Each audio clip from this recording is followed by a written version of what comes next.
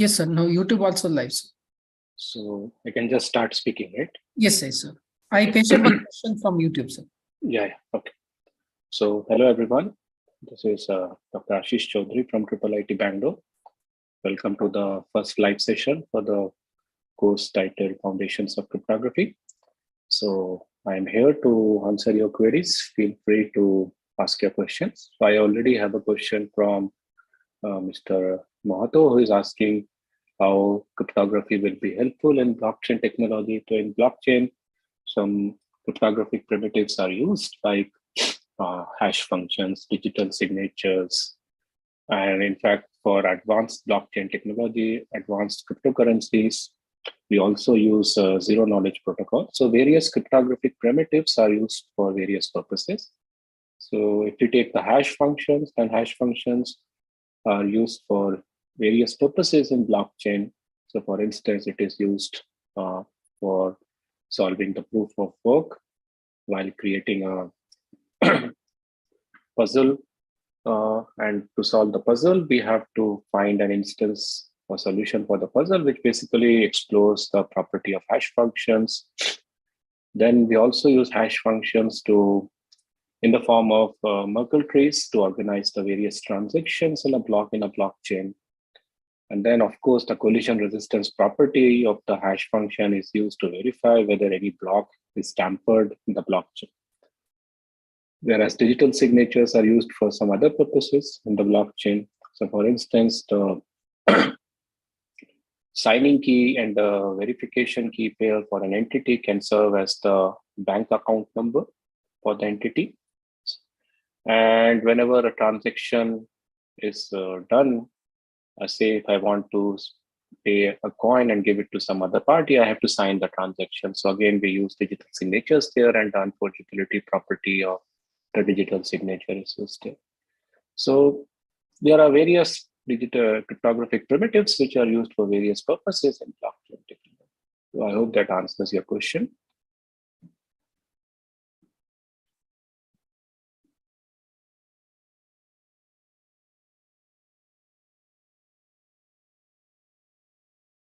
Yeah, so if you have other questions, please ask, or you can type also in the chat window.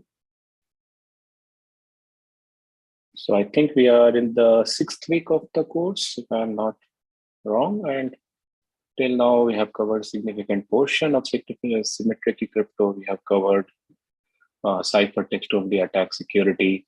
And we have seen the construction of ciphertext only attack secure scheme based on pseudo-random generators or stream ciphers.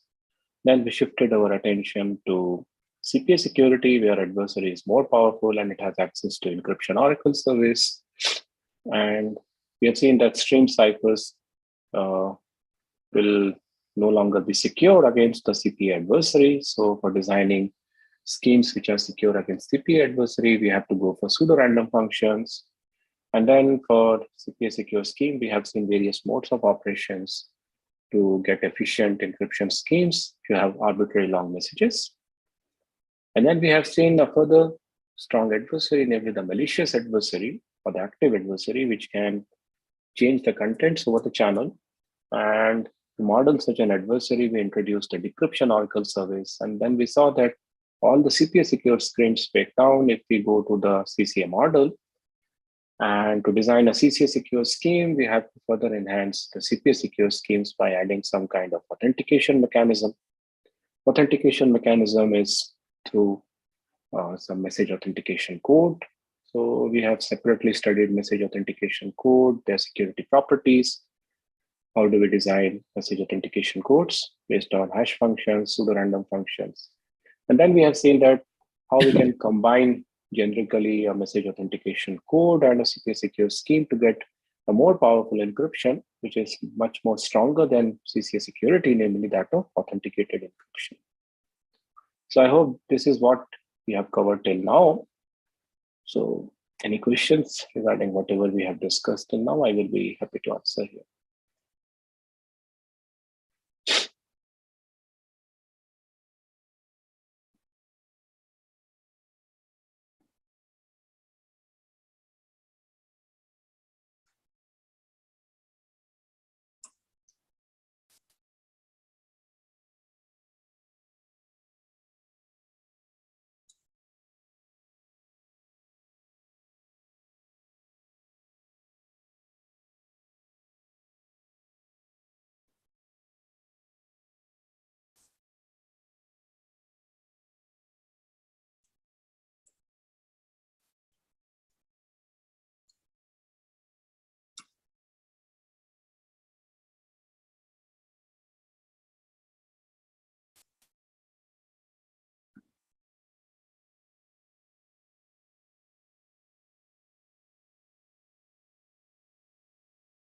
So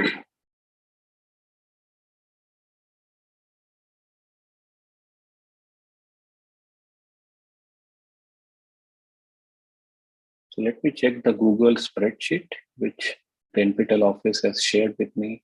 If there are any questions, in the spreadsheet also there are no questions. So I urge the participants to ask questions, please.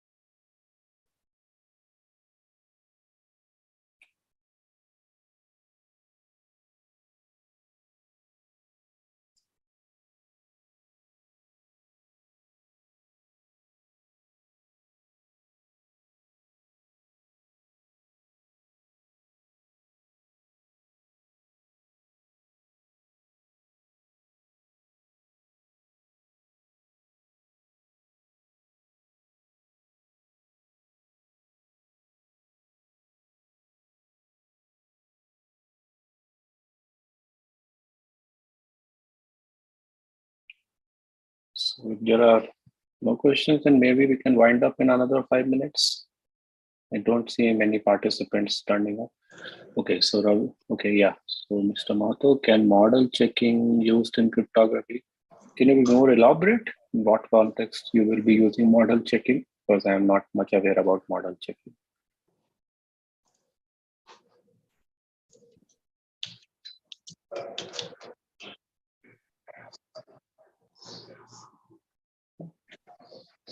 Ruby Lochan, you can unmute yourself and ask, like, what is NUSMB? I'm sorry, I have not heard about this terminologies.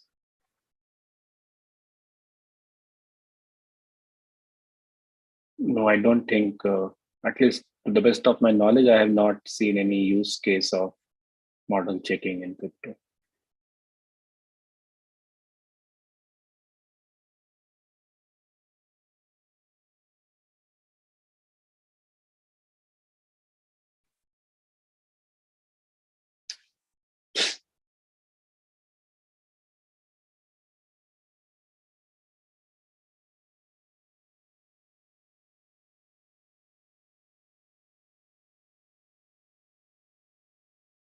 Good afternoon, Mr. Rajat.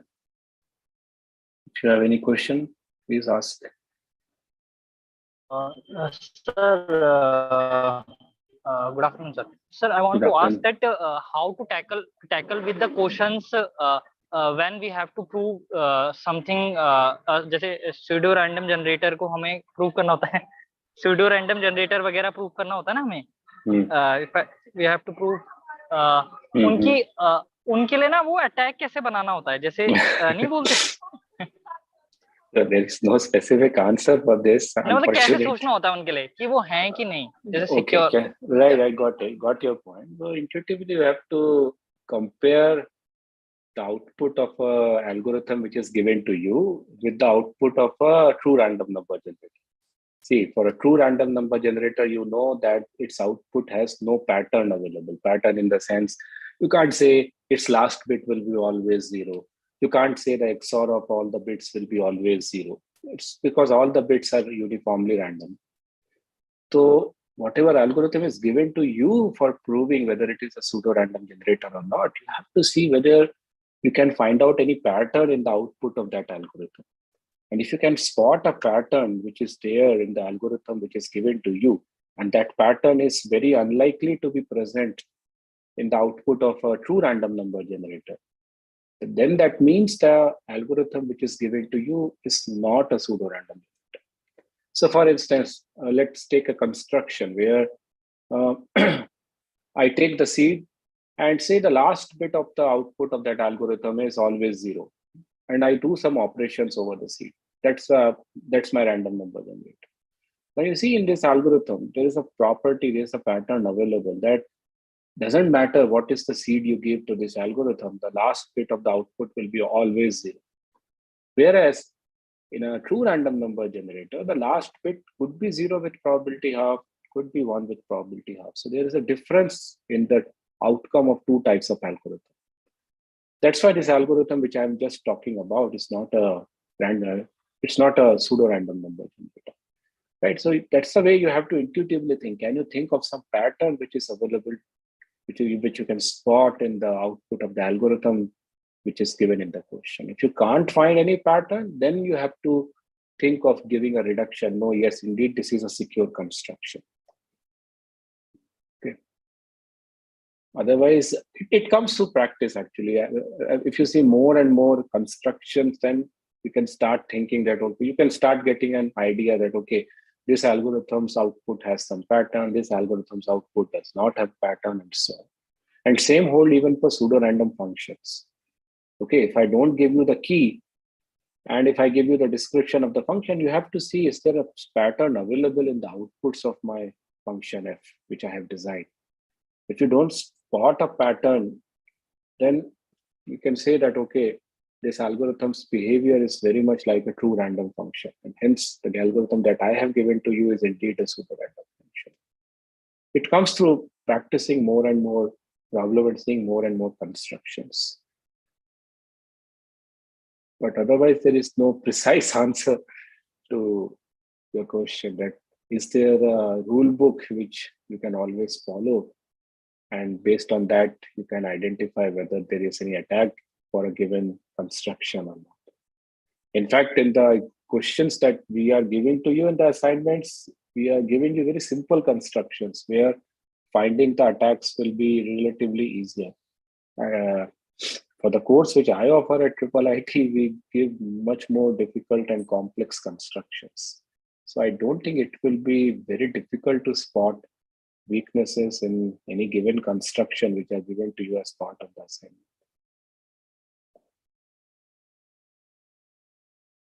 Thank you, sir. Welcome. Okay, the reason, okay, so Mr. Saurav is asking, why should we use XOR in encryption and decryption string cipher? Why not any other operation? The beauty of the XOR is it's reversible. Okay, so XOR basically serves as the addition of two binary string, and even the subtraction operation, subtracting two binary string, is also taken care by XORing, right? So remember, in symmetric key, the idea will be that there will be a common thing with the two entities, the sender and the receiver. Whatever operation sender performs at the sender's end to encrypt, it should be reversible using the same key or the same string which is available at the receiver. And this XOR has this beautiful feature that if you do the XOR of the message and the key, then it gives the cipher. So XOR basically here is performing the role of masking the message. So you have the message string, you have the key string, you want to mask them, just do the XOR. And now if I send a mask thing to the receiver can take back the mask. And to take back the mask, if it just performs the XOR, it will take away the mask. So that's basically the reason we prefer the XOR operation here. Okay. And it's very easy to implement even in your hardware. So it's very efficient.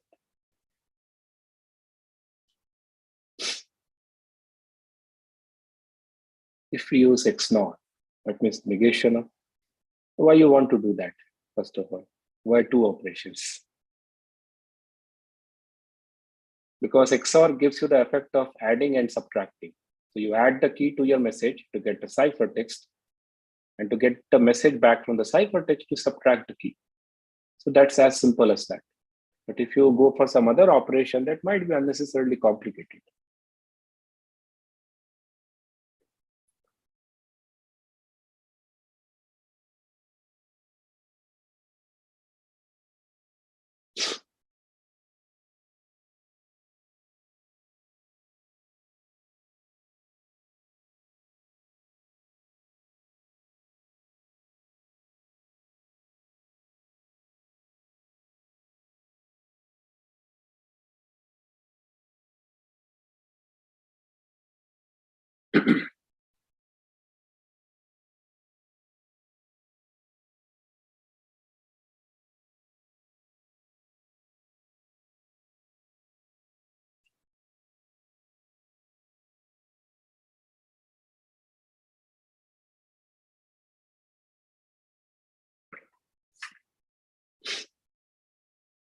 Are there any other questions?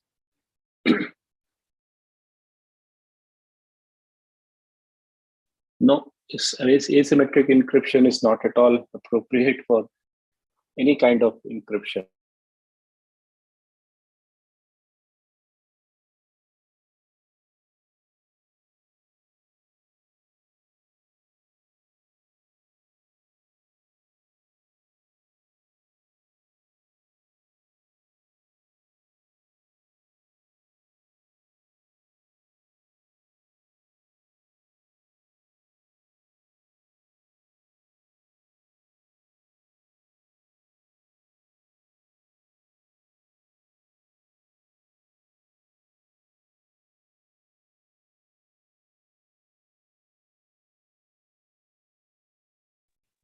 Sorry, I just got disconnected. Okay, so yeah, so answering your question. Yeah, so video contents are already enormous in size. It will be very inefficient if we encrypt it using asymmetric or public key crypto. So public key crypto is only used for the first few messages of the session during the handshaking part between the sender and the receiver to establish a common key. Because the key will be an AES key or the DES key, which will be very small in size, whose size will be independent of the size of the sender's content. And then once the key is established, you encrypt all the contents using your symmetric key encryption. So Saurabh, that's my answer to your question. We use a combination of both symmetric key as well as asymmetric key. The actual contents will be encrypted using symmetric key, AES, DES. But a key which is going to be used between the sender and the receiver will be encrypted using public key crypto or asymmetric key encryption. And that's how the real world secure protocols like SSL or TLS work. The first few messages are basically the key exchange, where one of the two entities, say the sender, picks a random AES key, and that is the message for the sender, which it encrypts using the public key of the receiver and sends. The receiver can recover that the receiver can recover that symmetric. So now both sender and receiver have the same AES key, and now the whole session can be encrypted using that AES. Is it end-to-end encrypted? Yeah, it's end-to-end. The SSL protocol, it's basically end-to-end encrypted.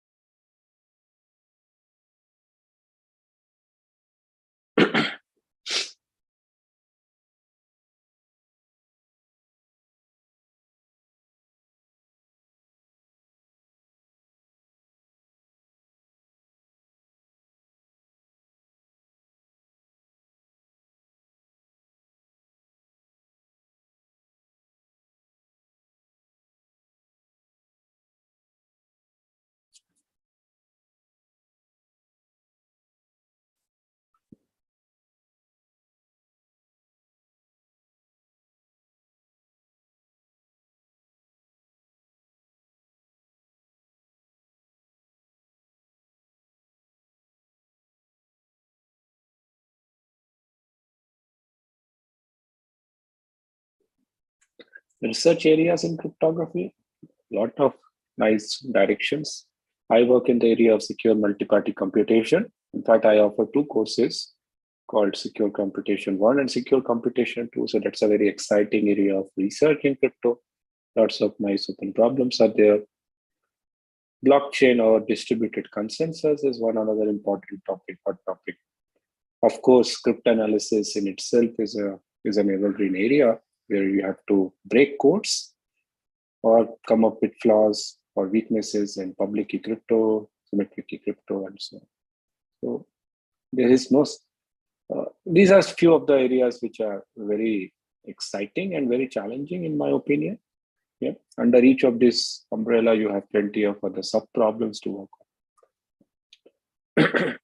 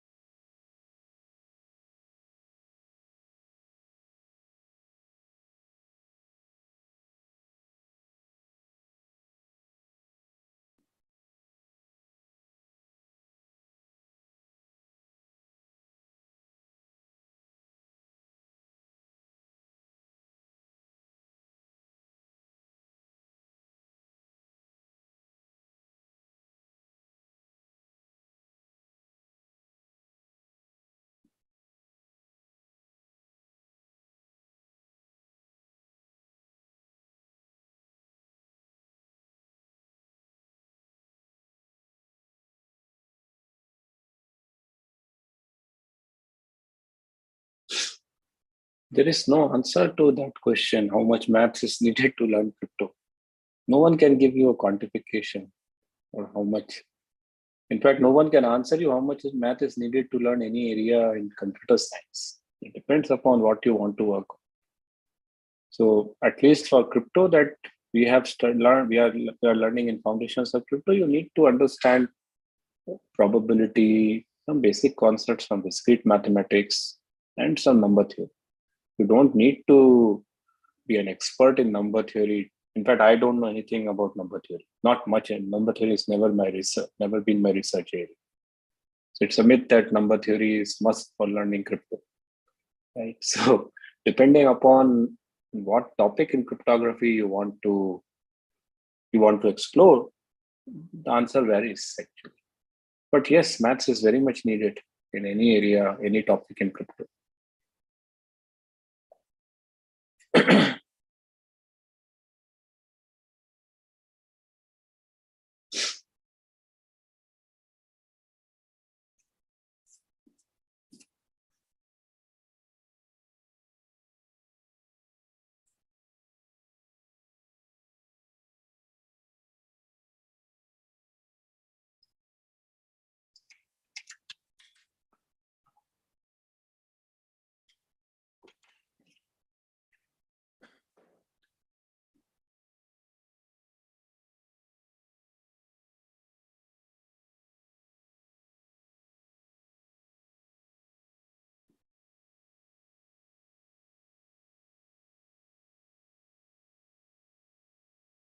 What is multi-party? Basically, multi-party secure system is a distributed system where you have multiple agents. Each agent has some input, and together they would like to perform some computation, and each agent will prefer not to disclose its input to other agent. So for instance, if suppose I want to find out the average salary of all the people in this Zoom meeting, without letting anyone know, disclosing the exact salary. How do we do that? So here the participants are the agents, the input of the agents are their respective salary, and we want to compute something. We want to compute the average of the salary of all the participants. And the thing that we want to keep private here is the input, is the respective salary of the individuals. So that's an example of multi-party secure system. That is a protocol. It's not a system, basically. It's a multi-party. It's called secure multi-party computation protocol. So by running a secure multi-party computation protocol, we will be able to solve this problem. Or in fact, any distributed scenario where you have entities distributed geographically and where each entity has some private input, and together they would like to collaborate and compute something without disclosing their exact inputs, you can use multi-party computation protocols. What kind of methodological approach would you recommend for teaching number theory to crypto? I think you might get an answer for this when you go to the public key crypto modules for our course, how much number theory is required. Because generally, I feel many people make a mistake that they cover a lot in number theory without understanding how much that will be useful for public key crypto. For few may like not number theory, but others may not find it very attracting or appealing. So you have to keep a right balance. How can I understand cryptography? Because it seems very difficult. Again, I don't have a precise answer. You have to watch lectures, you have to solve assignments, you have to read book, multiple resources. That's the way you can learn. And that's the way you can learn any topic. I don't think, okay, so which is your, Anil, which topic is easier for you? Is algorithm data structure easier for you than crypto? Or is discrete maths easier for you?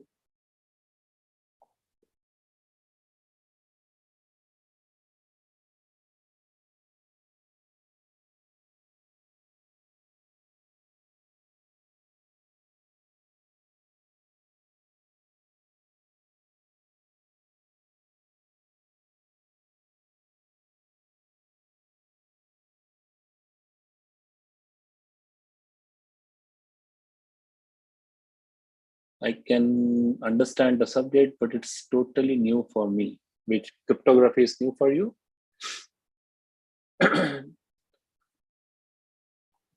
Yeah, so you have to buy Cart's Lindell and read it.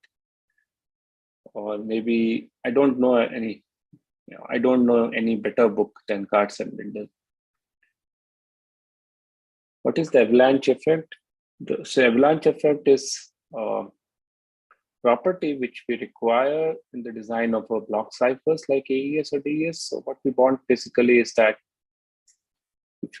your design of block cipher should be such that if the input of the block cipher changes by 1 bit, then the output of the block cipher should change by at least 2 bits after every round. So, and by one round, I mean that one full cycle of key masking and then making it go through the S boxes and then applying the mixing permutation. Okay. So only when you achieve avalanche effect and when you couple it with multiple iterations, say 6 iterations, so it will be ensured that by the time you have performed 6 iterations, then you have ensured that if the inputs of the block cipher differ in say 1 bit, output changes at multiple locations, which is the property which you require from a block cipher. Because if the outputs are not too much, if the outputs are differing too much, they are not differing too much, then basically it's not a block cipher. You can find out, you can relate the input-output properties of the block cipher, which will be a violation of the security requirements. What is the use of it? It's a necessary requirement for our design of block cipher. So what I'm saying is, if you don't achieve avalanche effect, and say if you have 2 inputs x and x prime, where x and x prime differ in only 1 bit, then in the absence of avalanche effect, the output of the block cipher on input x and the output of the block cipher on input x prime will be very much same. But if we do the avalanche effect, then it will be, if we achieve the avalanche effect, it will ensure that even if x and x prime are almost same, differ in only one bit, the output of F for input X and the output of F for input X prime will be significantly different. And that can be achieved only through avalanche effect. That means the change in the input in one bit triggers a change in many, many bits in the output. That's basically your avalanche effect. So the book that I just discussed, I'm typing it here. In fact, that is there in the reference section, the first few slides of the course. So introduction to modern cryptography.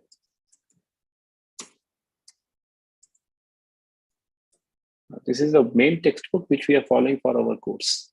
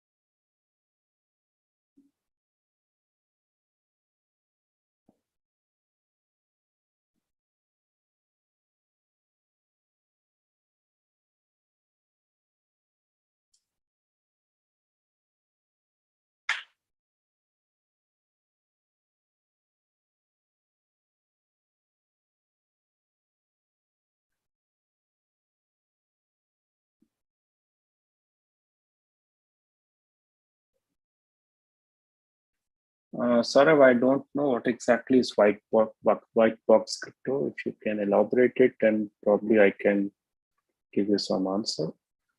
But otherwise, I have no knowledge what is white box crypto all about.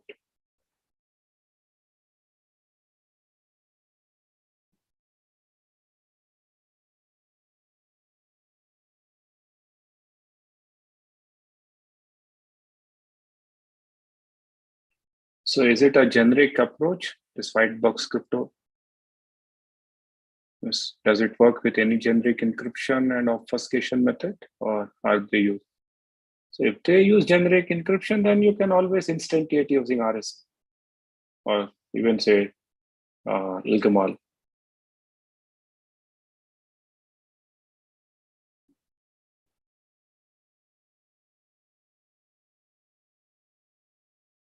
Or is it using symmetric key encryption only, along with obfuscation?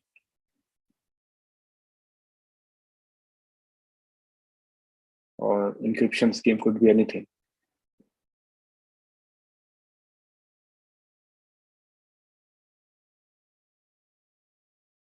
If it can be anything, then honestly speaking, I can't answer this question because I don't know what consequences it will have if we use, or if we instantiate the underlying encryption using RSA.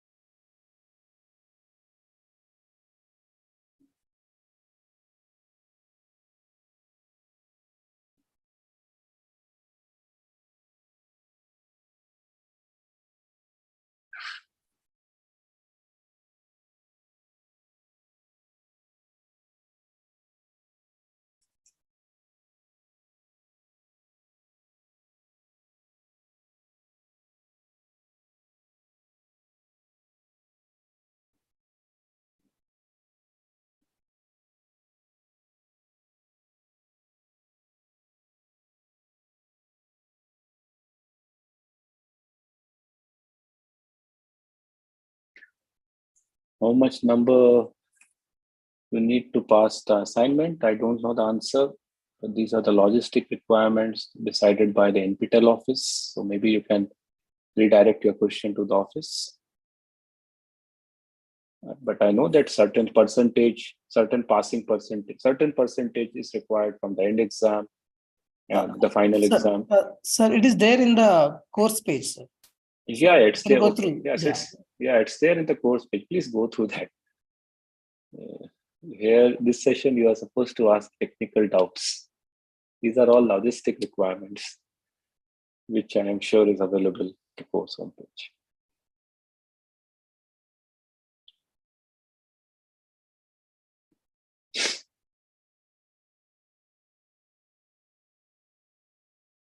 What are the best algorithm to accomplish cryptography for text?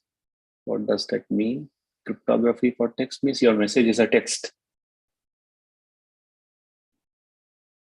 Well, if you encrypt using again, we can use symmetric key crypto. That's the most efficient method. Encrypt it using any mode of AES or DES, because that will give you a ciphertext encrypted content whose size is proportional to the size of the text. And computation wise also, it will be not too much. In fact, as I said earlier, few minutes back, the most of the real world encryption happens using symmetric key encryption only, because of its simplicity, its faster computation, and because the size of the resultant ciphertext will be proportional to the size of the message. So it doesn't matter whether you are encrypting text or video or combination of both.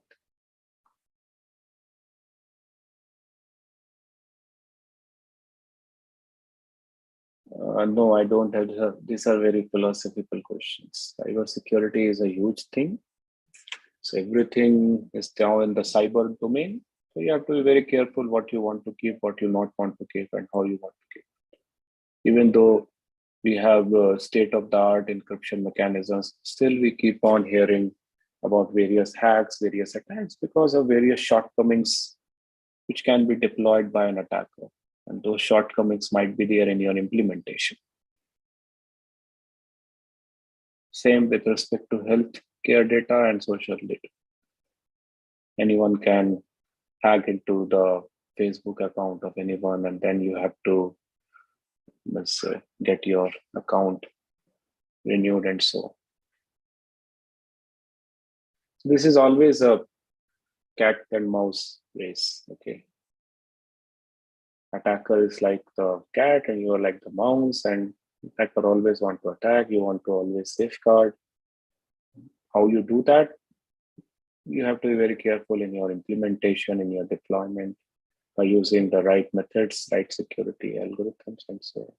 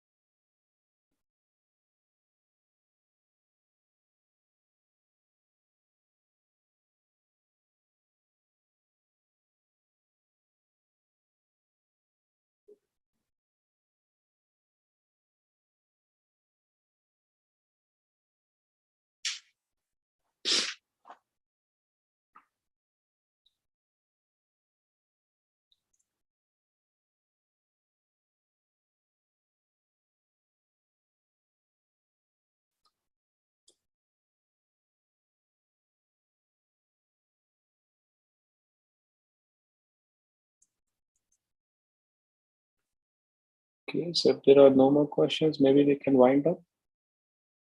Maya? Yes, sir. Yes, sir. We can. Okay. So, okay then, guys, if you have any other questions, you can always raise your questions in the chat forum, not chat, discussion forum. TS are regularly on checking, and they're going to answer them. Thank you, and wishing you good luck for the exam. Bye.